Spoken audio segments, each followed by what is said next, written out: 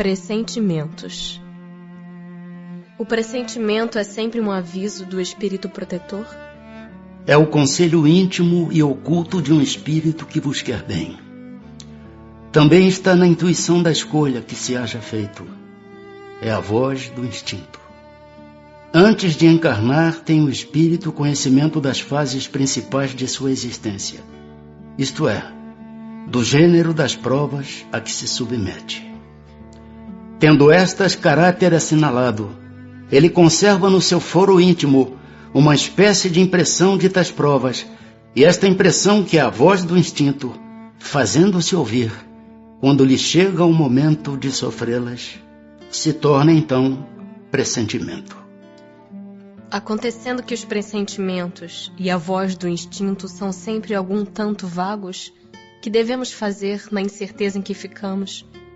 Quando te achares na incerteza, invoca o teu bom espírito, ou ora a Deus, soberano Senhor de todos, e Ele te enviará um de seus mensageiros, um de nós. Os avisos dos espíritos protetores objetivam unicamente o nosso procedimento moral, ou também o proceder que devamos adotar nos assuntos da vida particular? Tudo. Eles se esforçam para que vivais o melhor possível, mas quase sempre tapais os ouvidos aos avisos salutares e vos tornais desgraçados por culpa vossa.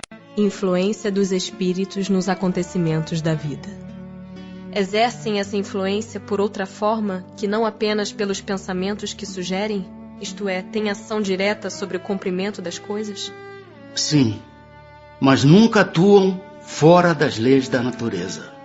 Tendo como tem ação sobre a matéria, podem os espíritos provocar certos efeitos com o objetivo de que se dê um acontecimento? Por exemplo, um homem tem que morrer. Sobe uma escada, a escada se quebra e ele morre da queda. Foram os espíritos que quebraram a escada para que o destino daquele homem se cumprisse?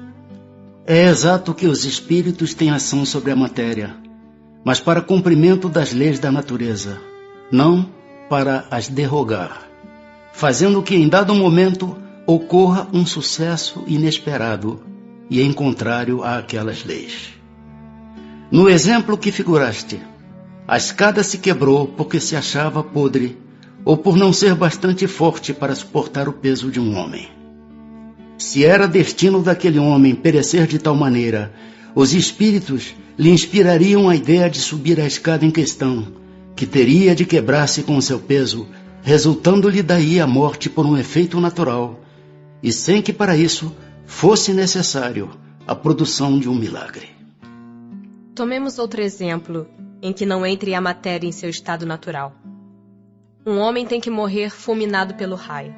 Refugia-se debaixo de uma árvore, estala o raio e o mata. Poderá dar se tenham sido os espíritos que provocaram a produção do raio e que o dirigiram para o homem? Dá-se o mesmo que anteriormente. O raio caiu sobre aquela árvore em tal momento, porque estava nas leis da natureza que assim acontecesse.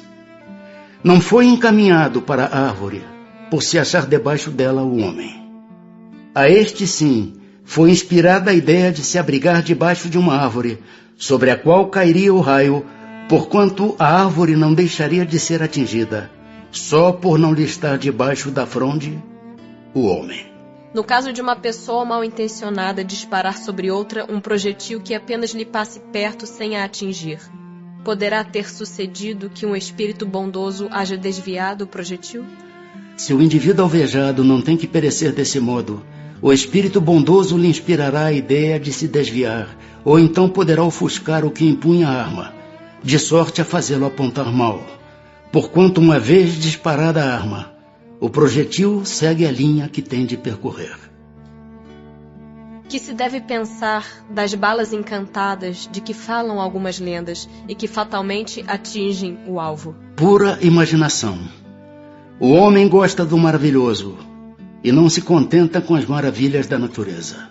Podem os espíritos que dirigem os acontecimentos terrenos ter obstado a sua ação por espíritos que queiram o contrário? O que Deus quer se executa. Se houver demora na execução, ou lhe surjam obstáculos, é porque Deus assim o quis. Não podem os espíritos levianos e zombeteiros criar pequenos embaraços à realização dos nossos projetos e transtornar as nossas previsões?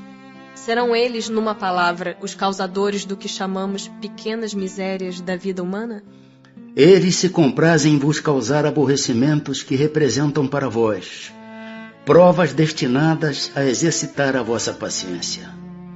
Cansam-se, porém, quando veem que nada conseguem. Entretanto, não seria justo nem acertado imputar-lhes todas as decepções que experimentais e de que sois os principais culpados pela vossa irreflexão. Fica certo de que se a tua louça se quebra, é mais por descuido teu do que por culpa dos espíritos. Destes, os que provocam contrariedades obram impelidos por animosidade pessoal ou assim procedem contra qualquer, sem motivo determinado, por pura malícia? Por uma e outra coisa. Às vezes, os que assim vos molestam são inimigos que granjeastes nesta ou em precedente existência. Doutras vezes, nenhum motivo há. Extingue-se com a vida corpórea a malevolência dos seres que nos fizeram mal na terra? Muitas vezes reconhecem a injustiça com que procederam e o mal que causaram. Mas também não é raro que continuem a perseguir-vos, cheios de animosidade, se Deus o permitir, por ainda vos experimentar. Pode-se pôr termo a isso? Por que meio? Podeis, orando por eles e lhes retribuindo o mal com bem, acabarão compreendendo a injustiça do proceder deles. Demais, se souberdes colocar-vos acima de suas maquinações, deixar-vos-ão por verificarem que nada lucram. Têm os espíritos o poder de afastar de certas pessoas os males e de favorecê-las com a prosperidade? De todo não, porquanto há males que estão nos decretos da providência. Amenizam-vos, porém, as dores, dando-vos paciência e resignação. Ficai igualmente sabendo que de vós depende, muitas vezes, poupar-vos aos males, ou quando menos atenuá-los. A inteligência, Deus vô-la outorgou, para que dela vos servais. E é principalmente por meio da vossa inteligência que os espíritos vos auxiliam, sugerindo-vos ideias propícias ao vosso bem. Mas não assistem senão os que sabem assistir-se a si mesmos. Mas não assistem senão os que sabem assistir-se a si mesmos. Esse é o sentido destas palavras. Buscai e achareis. Batei e se vos abrirá. Sabei ainda que nem sempre é um mal o que vos parece sê-lo. Frequentemente, do que considerais um mal, sairá um bem muito maior. Quase nunca compreendeis isso, porque só atentais no momento presente ou na vossa própria pessoa. Podem os espíritos fazer que obtenham riquezas os que lhes pedem que assim aconteça? Algumas vezes como prova. Quase sempre, porém, recusam, como se recusa a criança a satisfação de um pedido inconsiderado. São os bons ou os maus espíritos que concedem esses favores? Uns e outros. Depende da intenção. As mais das vezes, entretanto, os que os concedem são os espíritos que vos querem arrastar para o mal e que encontram meio fácil de o conseguirem, facilitando-vos os gozos que a riqueza proporciona. Será por influência de algum espírito que fatalmente a realização dos nossos projetos parece encontrar obstáculos? Algumas vezes é isso efeito da ação dos espíritos. Muito mais vezes, porém, é que andais errados na elaboração e na execução dos vossos projetos. Muito influem nesses casos a posição e o caráter do indivíduo. Se vos obstinais em ir por um caminho que não deveis seguir, os espíritos nenhuma culpa têm dos vossos insucessos. Vós mesmos vos constituís em vossos maus gênios. Quando algo de venturoso nos sucede, é ao Espírito nosso protetor que devemos agradecê-lo? Agradecei primeiramente a Deus, sem cuja permissão nada se faz. Depois aos bons espíritos, que foram os agentes da sua vontade. Que sucederia se nos esquecêssemos de agradecer? O que sucede aos ingratos. No entanto, pessoas há que não pedem nem agradecem, e às quais tudo sai bem. Assim é de fato, mas importa ver o fim. Pagarão bem caro essa felicidade de que não são merecedoras, pois quanto mais houverem recebido, tanto maiores contas terão que prestar. A ação dos espíritos nos fenômenos da natureza. São devidos a causas fortuitas ou, ao contrário, têm todos um fim providencial, os grandes fenômenos da natureza, os que se consideram como perturbação dos elementos? Tudo tem uma razão de ser, e nada acontece sem a permissão de Deus. Objetivam sempre o homem esses fenômenos? Às vezes tem como imediata razão de ser o homem. Na maioria dos casos, entretanto, tem por único motivo o restabelecimento do equilíbrio e da harmonia das forças físicas da natureza. Concebemos perfeitamente que a vontade de Deus seja a causa primária, nisto como em tudo.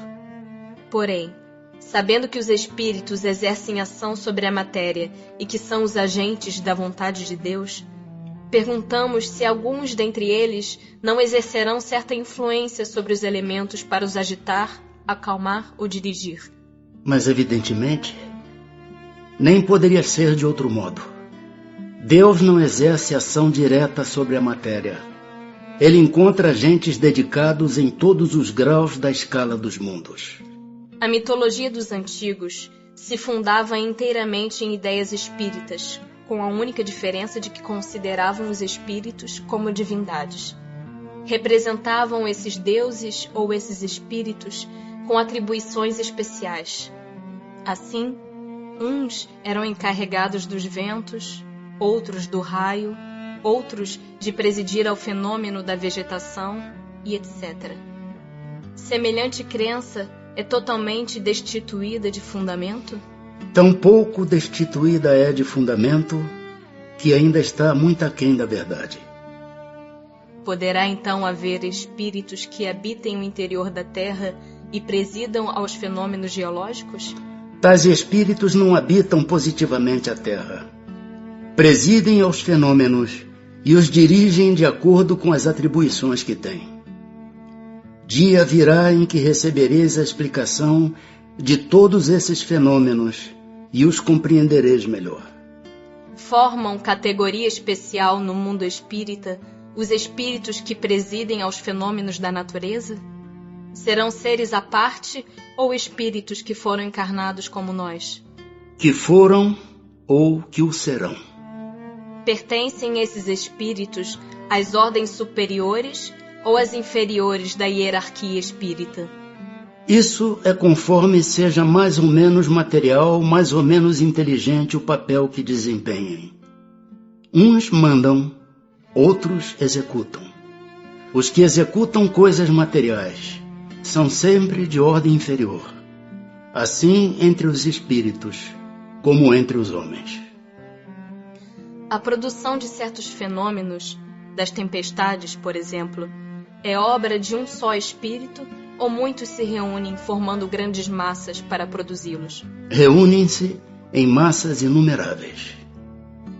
Os espíritos que exercem ação nos fenômenos da natureza operam com conhecimento de causa, usando do livre-arbítrio, ou por efeito de instintivo ou irrefletido impulso? Uns sim, outros não. Estabeleçamos uma comparação. Considera essas miríades de animais que, pouco a pouco, fazem emergir do mar ilhas e arquipélagos. Julgas que não há aí um fim providencial e que essa transformação da superfície do globo não seja necessária à harmonia geral? Entretanto, são animais de ínfima ordem que executam essas obras, provendo as suas necessidades e sem suspeitarem de que são instrumentos de Deus. Pois bem, do mesmo modo os espíritos mais atrasados oferecem utilidade ao conjunto. enquanto se ensaiam para a vida, antes que tenham plena consciência de seus atos e estejam no gozo pleno do livre-arbítrio, atuam em certos fenômenos de que inconscientemente se constituem os agentes. Primeiramente, executam. Mais tarde, quando suas inteligências já houverem alcançado um certo desenvolvimento, ordenarão e dirigirão as coisas do mundo material. Depois poderão dirigir as do mundo moral. É assim que tudo serve, que tudo se encadeia na natureza, desde o átomo primitivo até o arcanjo, que também começou por ser átomo. Admirável lei de harmonia, que o vosso acanhado espírito ainda não pôde apreender em seu conjunto.